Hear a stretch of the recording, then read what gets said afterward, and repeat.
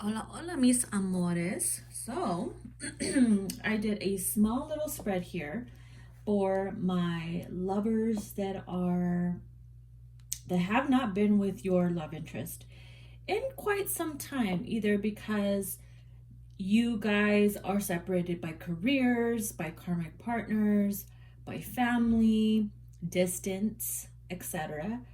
It could be anything. Maybe it's just bad timing, whatever it is. Um, so I pulled cards. I'm using three different decks here, and they're all created by me. Okay, so I'm using my Opium Twin Flame Tarot, and I am using my Love and Lust Oracle, and my miniature itsy bitsy tiny deck called Mixed Emotions. Okay, so I thought it was pretty interesting, this spread. Sorry, my throat chakra. My coffee just got here. Uber Eats. Huh? Okay. So the first card that we have here, all right, I'm going to read it to you guys so we can understand this reading a little bit more. It says, holding on to someone that you can't have yet, okay? Notice that the word yet is capitalized. Is painful. It's forbidden from the divine. It's tempting you to break the rules.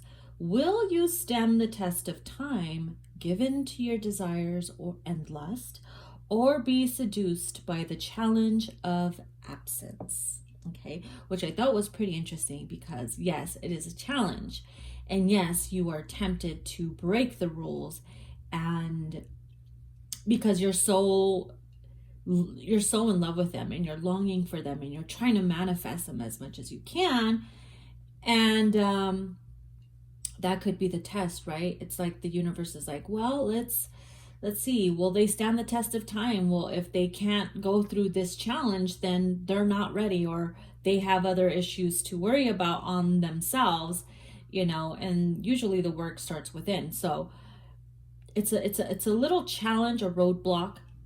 Doesn't matter how long time has passed. And yes, holding on to somebody that you can't have yet is very painful. It really does tempt you to break the rules and say, fuck it, I'm just going to force my way in because I want what I want. And sometimes people do that and it works out, sometimes it doesn't. Sometimes it works out and it's short-lived. Other times it's like, look, don't force it.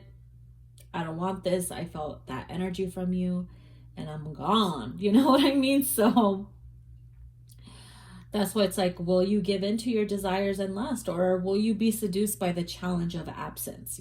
So this card is basically about, are you willing to wait for divine timing, in other words? So this card here, which I find pretty interesting that came out, it says separated love can be painful. There's that word again, painful. It teaches us to surrender and grow. When it's meant to be, love returns with transformation. You see that butterfly there? So for some, I feel like I'm getting Scorpio vibes, so it could be Scorpio season that some of you might be hearing from your person that you have not actually reconciled with in a very long time. It could be some, communication. It could be a shift will happen between you guys finally. But during this time and phase of separation, it really did teach you how to grow. It really did teach you how to surrender, say, okay, I surrender. I will do the work. I will do the healing. I will do what I need to do. And then after that, it's like, you're like, now what? Now you just go on with your life, right? You don't put your life on hold for anything or anyone. You just go with the flow. You just keep swimming. You just keep flying. Just keep fluttering, right? And when it's meant to be, love transforms with transformation or returns, which I thought was like, okay, well, this card here, which I thought, hardy har, universe, hardy har. It says your love interest has stolen Cupid's bow and they are aiming it straight at you. Love is in the air. Again, you see that, how the arrow is pointing towards the rose and then the butterfly. And then we had this card here. So this whole top row makes total sense. Like, you waited, you surrendered,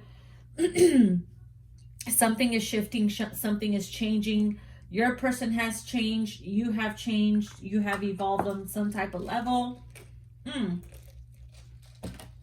And because of that, excuse me, they're coming through. Come through, boo, right? And this is somebody you felt extremely connected with. You still feel really, really connected to them. And because you couldn't have them when you wanted them, right? You felt unwanted because you tried everything in your power to try to make something work and it didn't work. So that made you feel sheepish. It made you feel unwanted, like they didn't want you. And because you surrendered to self-love and everything, it made you stronger. Okay? It made you stronger. But also, being strong all the time is very fucking exhausting. It really is. It's not easy being a strong bitch. Let me tell you that. It ain't fucking easy, okay? Heavy as a crown, isn't it? Heavy as a crown. And I'm also saying that a lot of you guys have really, you're like, oh, I'm tired of waiting. I'm exhausted. I'm tired of being strong. I'm tired of divine timing and this and that. And that is just you having a tantrum. It's true. We have tantrums, right? Just like a kid in the car. Are we there yet? We're excited because we're going to Disneyland. We get to see Mickey Mouse and everything. And then you're like, this road trip is so long. Are we there yet? I'm hungry. I gotta pee. And then all these stops in between is just like, by the time you get there, you're like exhausted and you're like, oh, yay, we're here.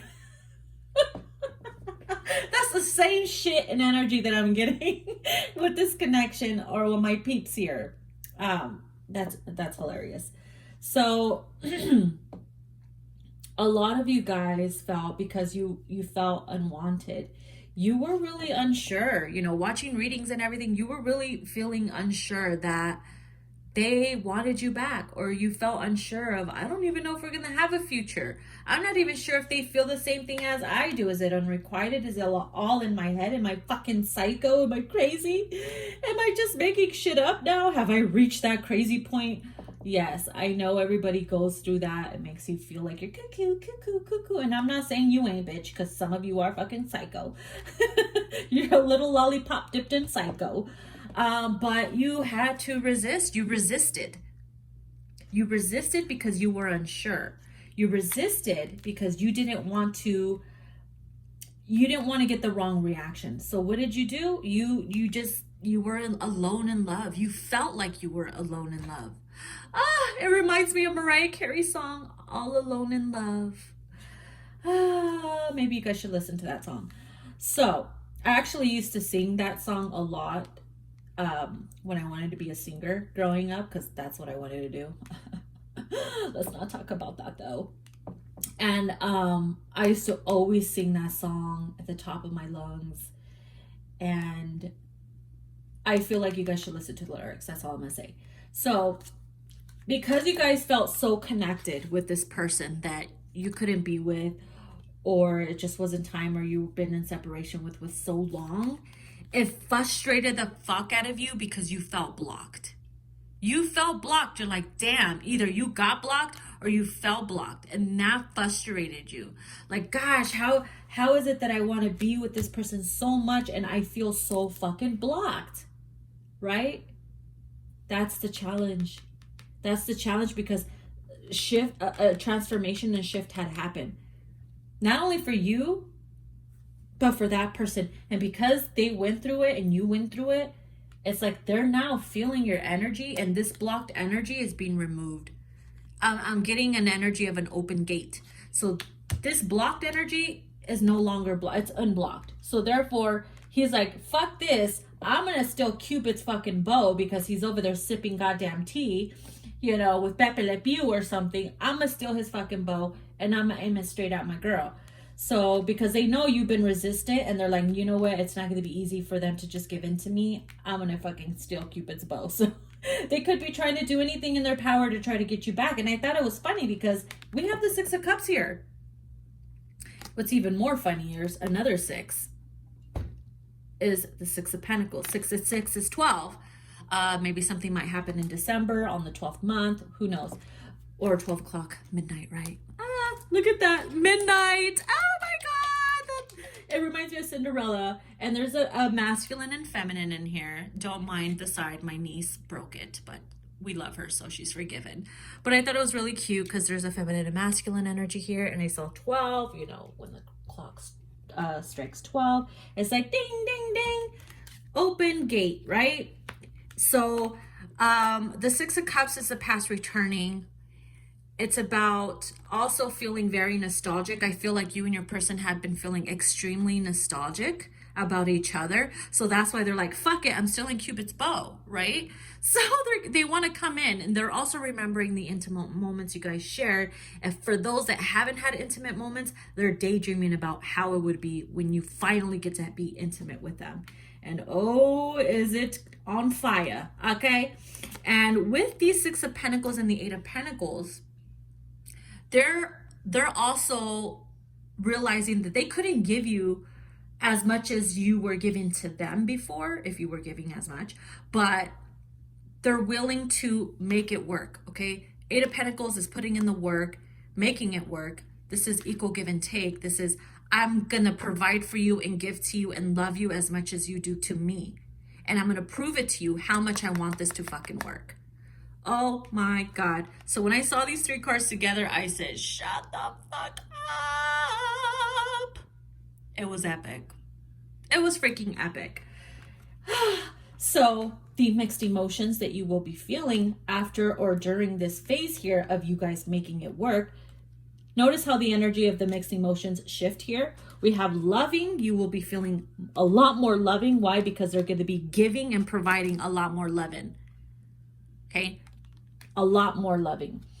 And guess what? It's going to make you feel good. You're going to be feeling good. You're going to have that love energy where you just had a shot of love espresso or something, or a shot of you know who and you know what. I had to go there, but you know. Cappuccino. Anyways, so because of that, you're going to be so hopeful now. You're going to be feeling hopeful for the future. A lot of you guys are already in this energy. Congratulations. You're enjoying the dangling. But yeah, you will be feeling very hopeful, very loving. You'll be feeling good. You're going to be like, ha, ha, ha, ha, ha, you know, to whoever they left or whoever is, I don't know. I guess you'll be feeling, you don't know how to act when you're around your person. But anyways, that is the reading that's coming through. So congratulations for whoever this group of my peeps are. You see what happens when you let it happen? All right, my amores, I am going to let you guys go, and I wish you guys the best. Bye.